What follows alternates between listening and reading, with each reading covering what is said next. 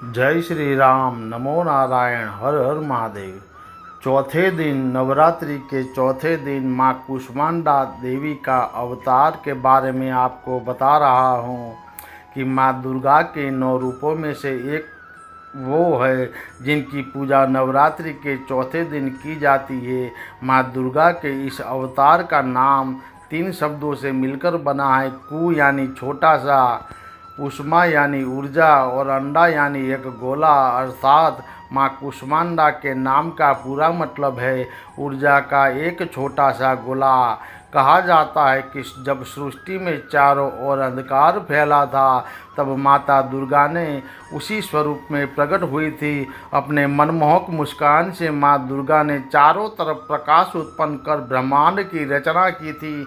इस कारण यह यदि स्वरूपा या आदि शक्ति के नाम से भी जानी जाती है। माँ कुष्मांडा को ब्रह्मांड की पहली देवी कहा गया है, जो अंतरिक्ष का एक शक्ति स्वरूप है।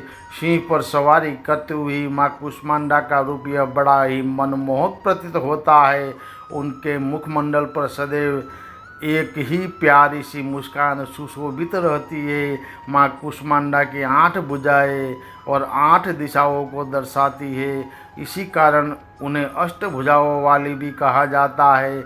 माँ के 7 हाथों में चक्र, गदा, धनुष, कमंडल, कमल, पुष्प, कलश और बांध क्रमश सुशोभित रहते हैं और उनके 8वें हाथ में सभी सिद्धियों और निधियों को देने वाली जपमाला विभूषित है।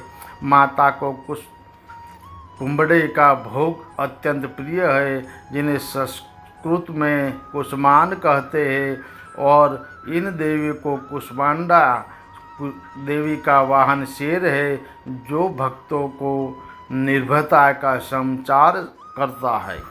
माना जाता है कि जब सृष्टि की कोई रचना नहीं हो रही थी तब एक छोटा सा ऊर्जा का गोला उत्पन्न हुआ और उस गोले में 8 दिशाओं में रोशनी फैला दी।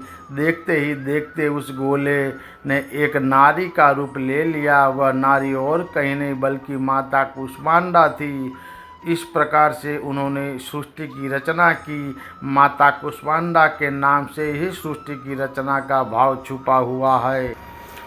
सृष्टि की रचना कर माता ने 3 देवियों को जन्म दिया और अन्य देवताओं की रचना की। उन्होंने अपने त्रिनेत्र से 3 देवियों की सर्जना की। उन्होंने अपने बाएं नेत्र से महाकाली देवी को उत्पन्न किया, दाएं नेत्र से माता सरस्वती को उत्पन्न किया और वहीं अपने मस्तक पर केंद्रित आँख से महालक्ष्मी देवी का निर्माण किया।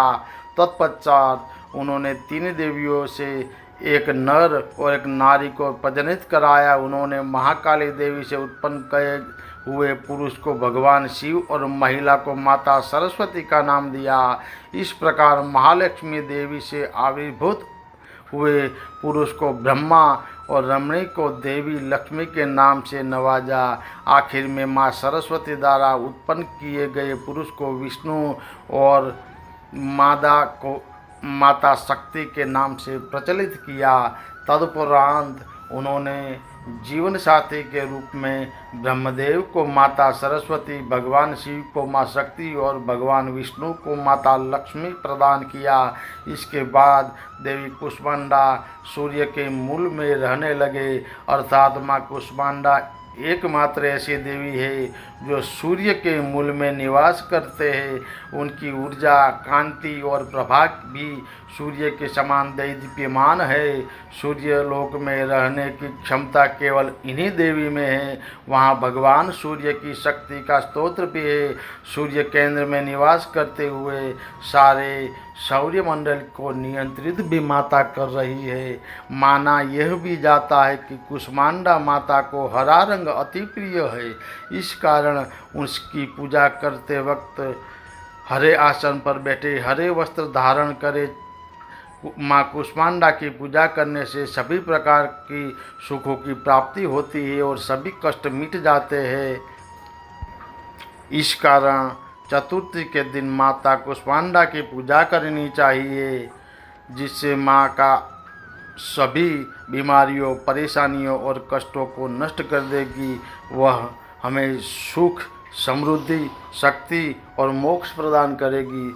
माता का एक अभिभावित मंत्र है ओम देवी कुष्मांडाय नमः, अर्थात है कि ओमकार स्वरूप वाली अमृत से परिपूर्ण कलश को धारण करने वाली और कमल पुष्प से युक्त तेजोमय माँ कुष्मांडा के चरणों में हम सभी नमन करते हैं। माँ कुष्मांडा का भव्य एवं प्रसिद्ध मंदिर कानपुर उत्तर प्रदेश के घाटमपुर तहसील में नेशनल हाईवे 86 के किनारे पर स्थित है। इस मंदिर में कई मान्यताएं है और इसे चतुर्थ शक्तिपीठ भी माना जाता है। जय श्री राम, नमो नारायण, हर हर महादेव।